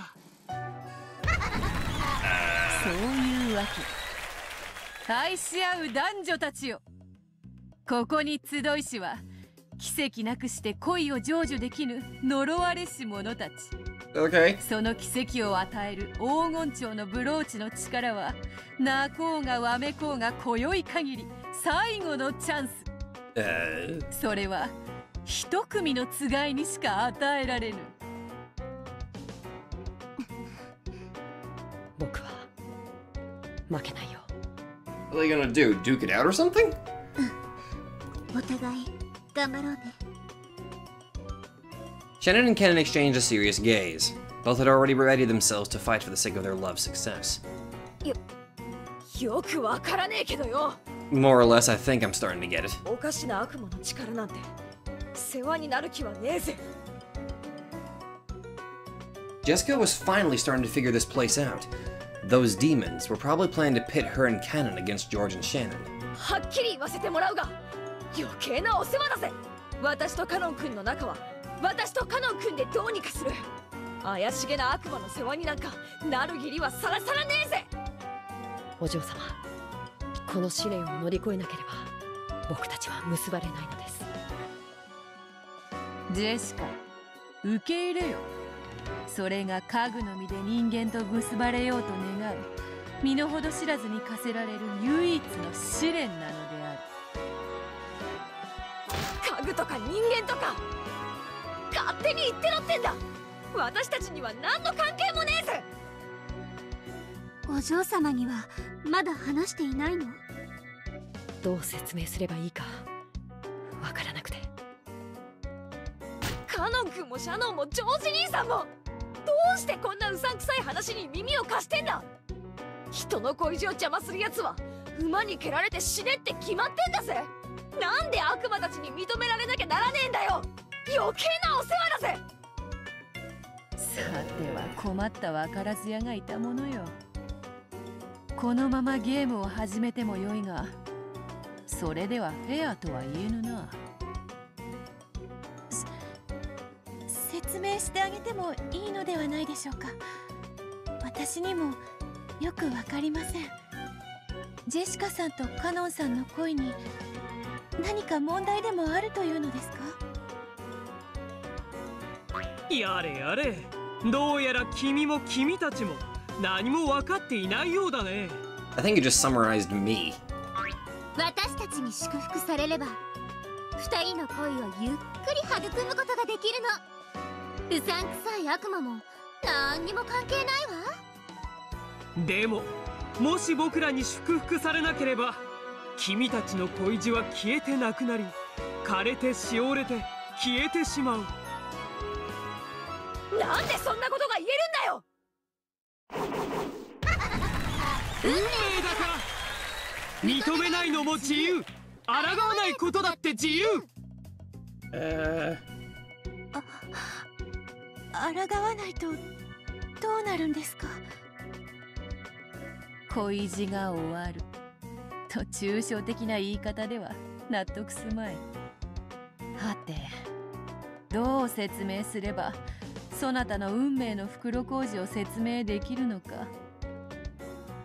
後ろ宮ジェシカ、君が信じているよりはるかに君たちの未来は善と多難。魔法の奇跡が得られなかったなら必ずや二人に災いが訪れるの。 Okay. そしてそれがかぶれただれ二人を破綻させる。わらわもその過程を詳細に語るほど無粋ではない。しかしジェシカが信じぬというなら破綻の最後だけ語ろう。カノンは使用人をやめこの島を去る。永遠にな。君は島を出て思い人を探す旅に出るだろうね。しかしそれは決して報われない。はあ、そうしてあなたは嘆いて恨むの。誰を？あなたを。僕をかい？いいえ、今のあなたを。 Okay. With a dramatic gesture, the two of them pointed at Jessica. They were saying that if she left, the person left with regrets would be Jessica herself. 何よ言ってやがる。思い人を失ったあなたはその時気づくわ。思いを遂げる試練を逃げたあの時の自分が憎いって。そうさ、僕たちは未来の君からのメッセンジャー。どうか今のこの瞬間を君の恋に真剣になって戦いに臨んでほしい。もしあなたが未来の自分のメッセージに耳を貸さないならば、王を飲み込む愚かな蛇をそのままどんどん飲み込み続け。 The Ouroboros? 永遠の苦悩の輪廻は自らを飲み込み消えるのみよ。わけがわからない。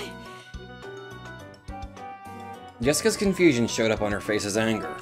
However, oh god, why did I do that? Hold up, hold up, hold up. Hold up. There we go. However, a memory of what she had heard a long time ago welled up in the back of her mind. Unlike Nason, I don't plan on working here for many years. Not just a few years, or possibly.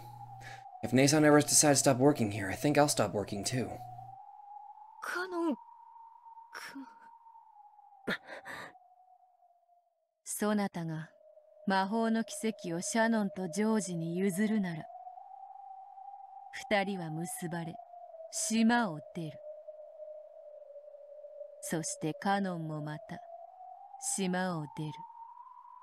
それは避け得ぬ運命なのだ。Okay, let me take time to... Okay, let me think about this one for a second. I've got plenty of time to think about this, but... Okay, with that line of thinking, let's think about the less...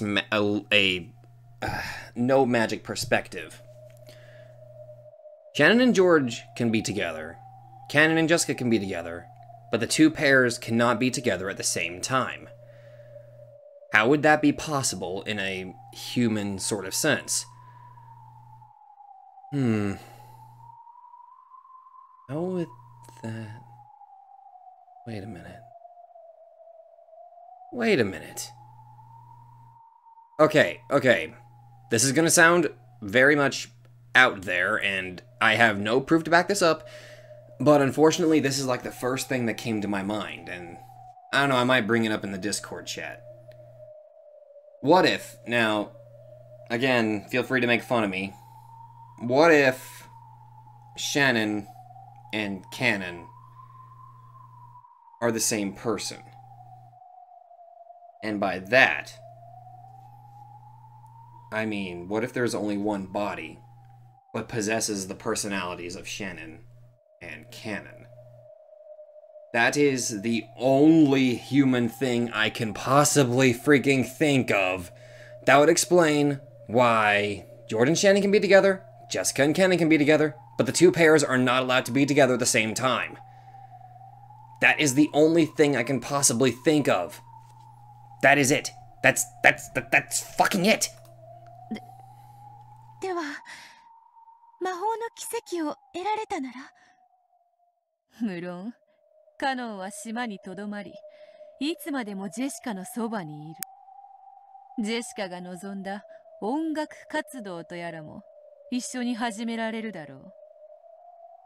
それ以上の関係にどう進むかは愛し合う二人の問題だ。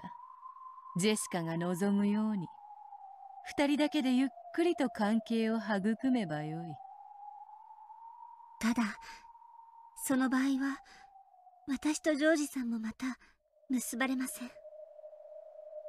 僕たちは自らの幸せと未来をかけて戦わねばならぬ運命なんです。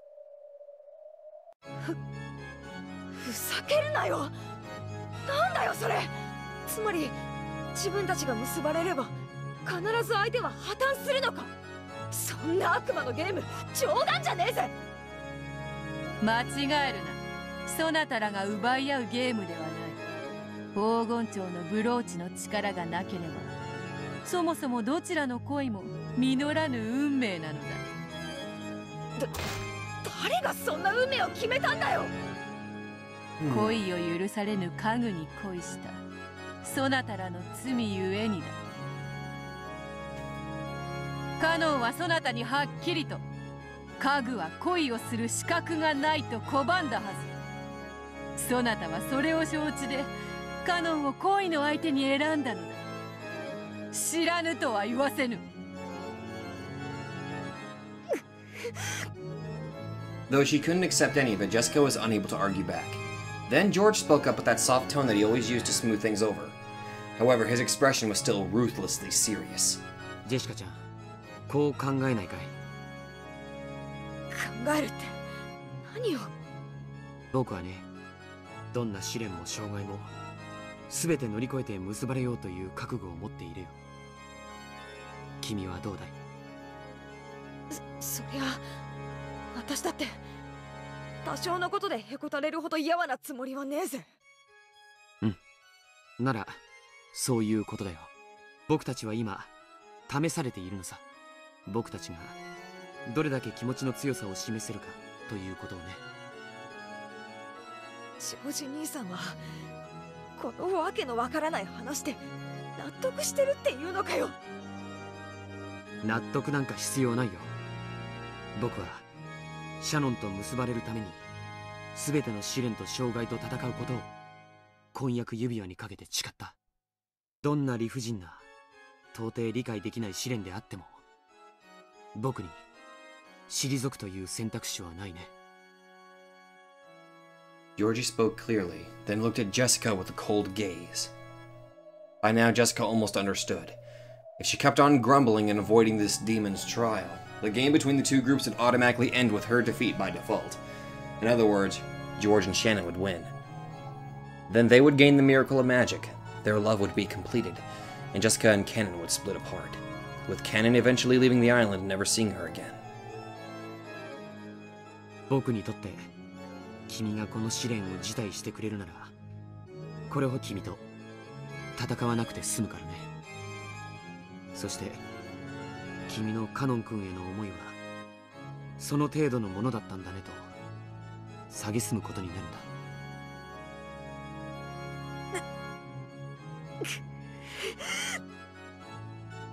It seemed as though George spoke ruthlessly, but he was actually being exceptionally fair. If it came to a loss by default, Jessica would never be able to clear away her lingering regrets. That would leave a bad aftertaste even for George. 僕たちはたった一つの奇跡をめぐって、その結果、仮に僕が敗れたとしても、互いがベストを尽くして戦った上での結果なら諦めがつく。そしてだからこそ心の底から相手を祝福できるんだ。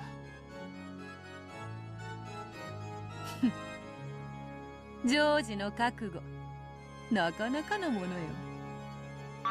そこまで言われて。君は逃げ出すのかい？ The two demons giggled and challenged her. Of course, George didn't laugh, but he still challenged her with cold eyes. シャノンはお許しください、お嬢様。私はジョージさんと結ばれるために一歩たりとも引かない覚悟です。たとえ私の思いを貫くことがお嬢様の恋路を閉ざすことを知っていようとも。Shannon had never spoken to Jessica with such serious and solemn words before. Jessica realized what a strong will had dwelt within her usually weak and clumsy friend, and was surprised. カノン君、僕はお嬢様と新しい人生を歩みたいです。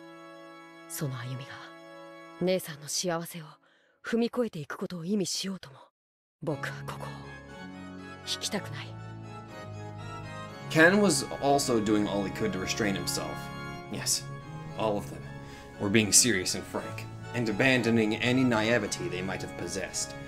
All this about golden butterfly brooches and miracles of magic, and the trial that the demons were giving them, none of it mattered. Only one thing was being tested: whether or not they possessed the strong will to make their love come true. Jessica clenched her fists and hung her head shaking while biting her lower lip. She was silent, but she would probably gain an unswerving will of steel before too long. She just needed a little time first.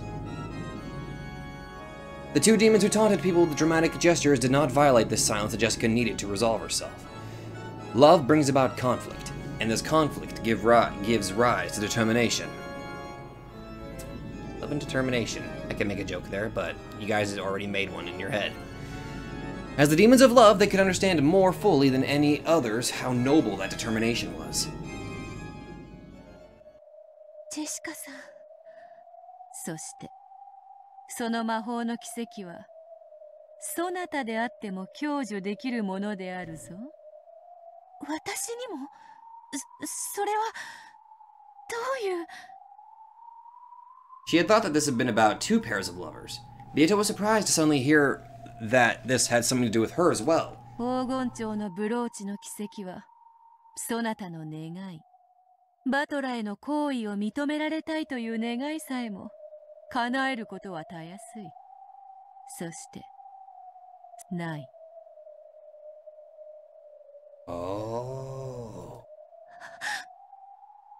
君も蚊帳の外じゃないということさ。So it's not a one-on-one. It's a three-way fight. 愛の沼を渡りきりたい。あなたの望みのはず。僕たちは君の願いだって決してないがしろにしたりはしない。そなたとバトラの関係とてやがてはただれ腐り落ちる。いくら楽観的なそなたであっても何かの奇跡がない限りやがてはそのような運命を迎えることをすでに理解しているはずだ。それは。Beato hung her head sadly. She hadn't wanted to lose heart from that cookie incident. However, it would have been a massive lie to say that it hadn't hurt her. The more she tried to get close to Battler, the more she hurt him. However, she'd been born in order to get close to Battler. She was like a hedgehog freezing in the cold and bunching together for warmth. She had approached him because of love, and had been hurt for it. そこまで分かっているなら奇跡に託すのもまた川の宝くじに当たりなしとも言うでな。ゼパル、フルフル、このわらわの妹も加えよ。Oh boy. ああ、もちろん。よろしく。もう一人のベアトリーチェ。私たちは初めからあなたも加えるつもりでいましたわ。I figured. なぜなら僕らはゼパルとフルフル、愛を司る悪魔だから。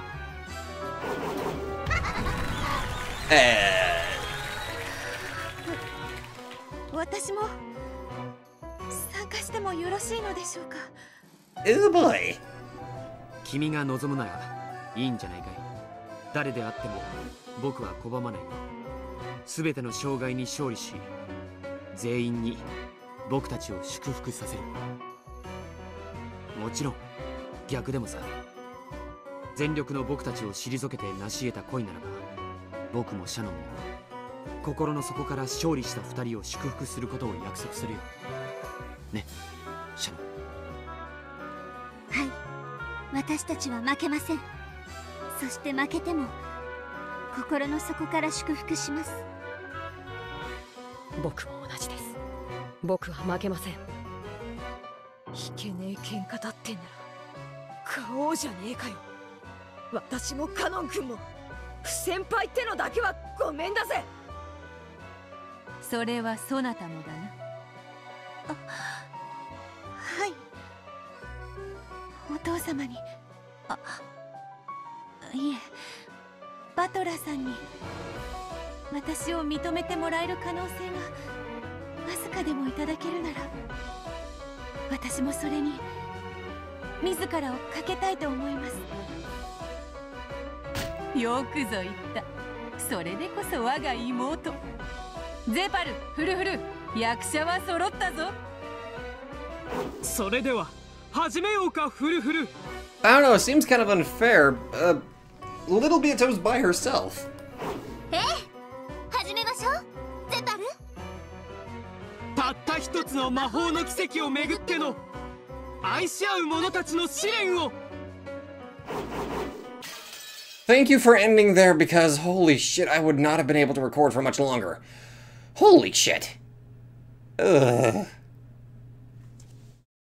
My brain hurts. My brain really freaking hurts. Oh, Lordy Lou. Fuck off. We're gonna start with Erika in the next recording.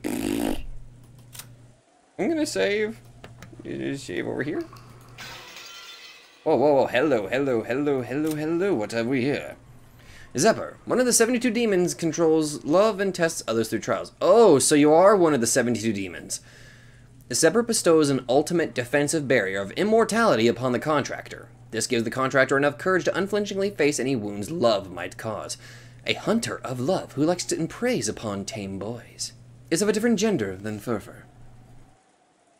Ah, damn it! Oh, holy shit.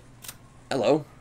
Furfur! One of the 72 demons, controls love and tests others through trials. Furfur bestows endless, inexhaustible offensive power upon the contractor. This gives the contractor enough courage to fearlessly overcome many barriers to their love. A trainer of love who teaches tame boys the taste of flesh.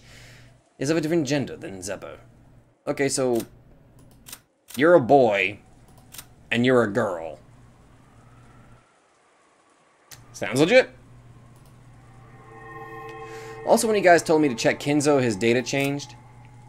The aged head of the Ushirimiya family. He's already dead, but thanks to Kraus and Natsu's closed room illusion, it is being made to look as though he is alive. Therefore, there is no longer any need to include him in the number of people on the island. Without him, the number of people goes from 18 to 17. However, after welcoming in the guest known as Erika, the number returns to 18. But there was a red stated that there are only 17 people on this island. Which means, now that I think about it, my theory about Shannon and Cannon being one person actually might make sense, leading to, once again, there only being 17 people on the island.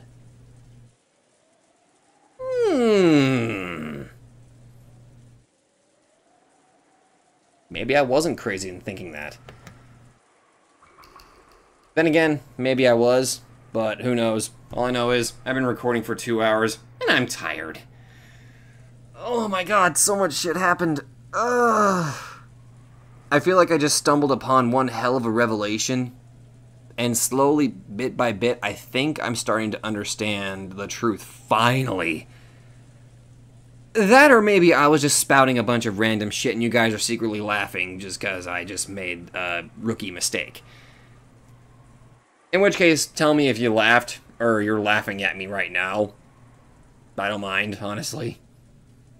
Ugh. I gave myself another headache doing this, damn it. Oh god, I'm gonna get some ibuprofen.